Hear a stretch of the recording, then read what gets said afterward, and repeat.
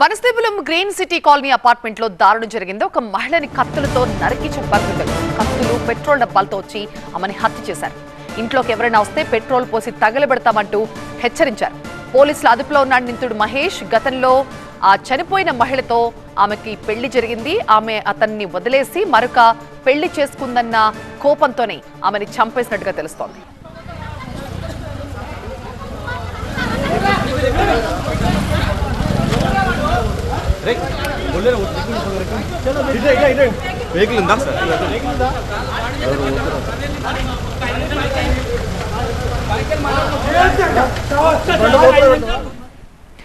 మా ప్రతినిధి రంజిత్ లైవ్ లో మరింత సమాచారం ఇస్తారు. రంజిత్, అసలు ఏం జరిగింది?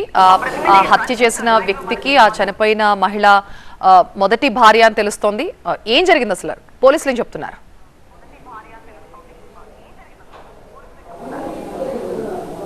హత్యకు పాల్పడ్డటువంటి మహేష్ బాధితురాలు సునీత గత కొద్ది రోజుల నుంచి కూడా ఇద్దరి మధ్య కుటుంబ తగాదాలు నడుస్తున్నాయి.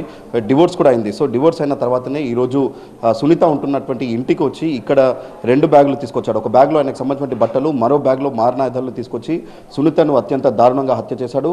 ఆ సమయంలో సునీత ఇంట్లో కేవలం ఏదైతే వాళ్ళకి సంబంధించిన అత్త మాత్రమే ఉంది. అదే సమయంలో ఇంట్లోకి వచ్చి ఇద్దరి మధ్య మాట పెరిగిన తర్వాత సునీతను దారుణంగా హత్య చేసిన పరిస్థితి అయితే ఉంది. ప్రస్తుతం ఘటనా స్థలానికి పోలీసులు చేరుకొని దర్యాప్తు చేపడుతున్నారు. క్లూస్ టీంతో పాటు డాగ్ స్క్వాడ్ ఘటనా స్థలానికి చేరుకొని ప్రస్తుతం ఘటనా స్థలానికి చేరుకొని పోలీసులు దర్యాప్తు చేపడుతున్నారు. అయితే మహేష్ దీనికి సంబంధించి గత కొద్ది రోజుల నుంచి కూడా ఇద్దరి మధ్య తగాదాలు నడుస్తున్నాయి. ఒకవైపు ఏదైతే కాదని వేరే వివాహం చేసుకున్నప్పటి నుంచి కూడా ఇద్దరి మధ్య గొడవలు నడుస్తూ వస్తున్నాయి. సో ఇదే క్రమంలో ఆమె వేరే వివాహం చేసుకోవడం, దాన్ని మనసులో పెట్టుకొని కూడా ఆయన ఈరోజు ఆమె ఉంటున్నటువంటి అడ్రస్ తెలుసుకొని ఇక్కడికి వచ్చి ఆమెను అత్యంత దారుణంగా హత్య చేశాడు. సరిగ్గా 11:45 సమయంలో ఆయన ఇక్కడ ఉంటున్నటువంటి ఇంటికి చేరుకున్నాడు. సీసీ కెమెరా ఫుటేజ్ని కూడా పోలీసులు స్వాధీనం చేసుకుని దర్యాప్తు చేపడుతున్నారు. మహేష్ అతను 2 బ్యాగులు తీసుకొచ్చాడు. ఒక బ్యాగ్లో ఆయనకు సంబంధించిన బట్టలతో పాటు ఇంకో బ్యాగ్లో మారణాయుధాలు తీసుకొచ్చాడు. ఆ దృశ్యాలన్నీ కూడా సీసీ కెమెరా ఫుటేజ్లో రికార్డ్ అయ్యాయి. ఇక్కడికి వచ్చిన తర్వాత ఇద్దరి మధ్య గొడవ జరిగిన తర్వాతనే సునీతను అత్యంత దారుణంగా ఆయన హత్య చేసినట్టు ప్రస్తుతం పోలీసులు అయితే గుర్తించారు. మహేష్ను కూడా ప్రస్తుతం పోలీసులు అదుపులోకి తీసుకుని విచారిస్తున్నారు. తనను కాదని ఇంకొక వివాహం చేసుకున్నందుకే ఆమెపై కసి పెంచుకొని చంపానన్నటువంటి విషయాన్ని పోలీసుల విచారణలో ఆయన ఒప్పుకున్నాడు. మరోవైపు పోలీసులు కూడా అన్ని కోణాల్లో కూడా దర్యాప్తు చేపడుతున్నారు. మహేష్కి ఇంకా బయట వ్యక్తులు ఎవరైనా సహకరించారు? ఎందుకంటే ఇక్కడ ఉంటున్నటువంటి అడ్రస్ ఏ రకంగా తెలుసు ఆమెకు. ఇక్కడికి వచ్చిన తర్వాత సీసీ కెమెరా ఫుటేజ్ పరిశీలిస్తే మహేష్ ఒక్కడే మాత్రమే ఉన్నాడు. సో మహేష్ ఇక్కడ వచ్చే వరకు ఎవరైనా సహకరించారన్నటువంటి కోణంలో కూడా ప్రస్తుతం పోలీసులు అయితే దర్యాప్తు చేపడుతున్నారు. పోలీసుల విచారణ కూడా ఒప్పుకున్నాడు. తనకు సంబంధించిన కాబట్టి విడాకులు అప్లై చేసుకున్నారు, విడాకులు అయిపోయింది, ఎవరి దారి వాళ్ళు చూసుకున్నారు, ఆమె మరొక పెళ్లి చేసుకుంది. ఇప్పుడు వచ్చి చంపాల్సిన అవసరం ఏమొచ్చింది మహేష్కి? అంటే అతనికి ఇష్టం లేదా విడాకులు ఇవ్వడం? అంటే ఆమె ఏదైతే దీనికి సంబంధించి గొడవలు అనేటి విడాకుల ఇచ్చిన తర్వాత కూడా ఇద్దరి మధ్య కొంత గొడవలు అయితే జరుగుతూ వస్తున్నాయి. ఒకవైపు కుటుంబ తగాదాలు కూడా ఉన్నాయి. మహేష్కి సంబంధించిన కుటుంబ సభ్యులు సునీతకు సంబంధించిన కుటుంబాన్ని అక్కడ ఉంటున్నటువంటి ప్లేస్కి కూడా వెళ్ళి అనేక సార్లు గొడవ పడ్డాడు. ఈ విడాకులు జరుగుతున్నటువంటి దాదాపు 2 సంవత్సరాల పాటు ఇంట్లో అనేక గొడవలు జరిగినట్టుగా కూడా తెలుస్తుంది. సో ఆ గొడవలు జరుగుతున్నటువంటి క్రమంలోనే విడాకులకు సంబంధించిన ప్రక్రియ ఒక కొలికి వచ్చింది. ఆ తర్వాతనే సునీత వేరే వివాహం చేసుకుంది. కానీ అప్పటి నుండి కూడా మహేష్ ఇంకా సునీతపై కక్ష పెంచుకుంటూనే వస్తున్నాడు. తనను కాదని వేరొక అమ్మాయిని వివాహం చేసుకోవడం ఆయనకి ఇష్టం లేకనే అత్యంత దారుణానికి ఆయన ఒడిగట్టినట్టు మాత్రం ప్రస్తుతం పోలీసుల విచారణలో మహేష్ ఒప్పుకున్నాడు. సునీత కుటుంబ సభ్యులు వాళ్ళు ఎవరు కూడా లేరా? ఈ హత్య జరిగే టైంలో అసలు ఎవరు లేరా దగ్గరలో? అంటే సునీతకు సంబంధించి ఏదైతే ఆమె 2వ వివాహం చేసుకున్నటువంటి అత్త మాత్రమే ప్రస్తుతం ఆ సమయంలో ఇంట్లో ఉంది.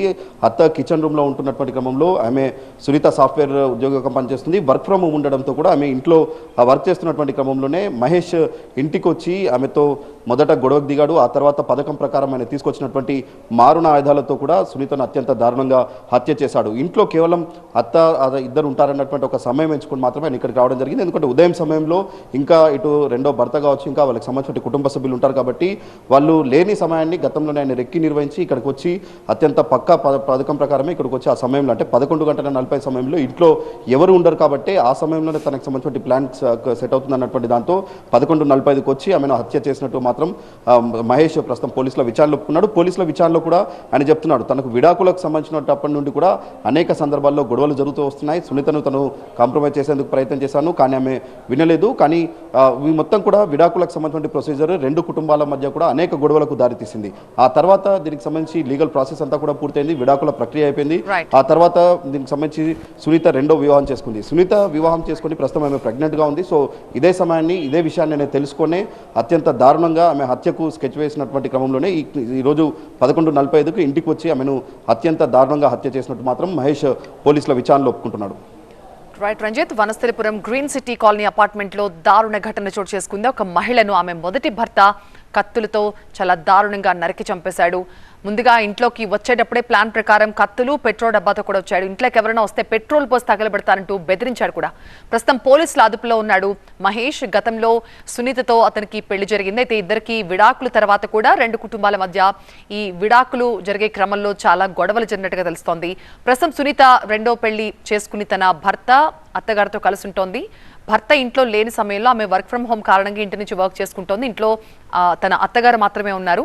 అయితే ఈ మొదటి భర్త మహేష్ కత్తులతో ఆ ఇంట్లోకి వెళ్లి ఆమె మీద విచక్షణారహితంగా దాడి చేసి చంపేశాడు.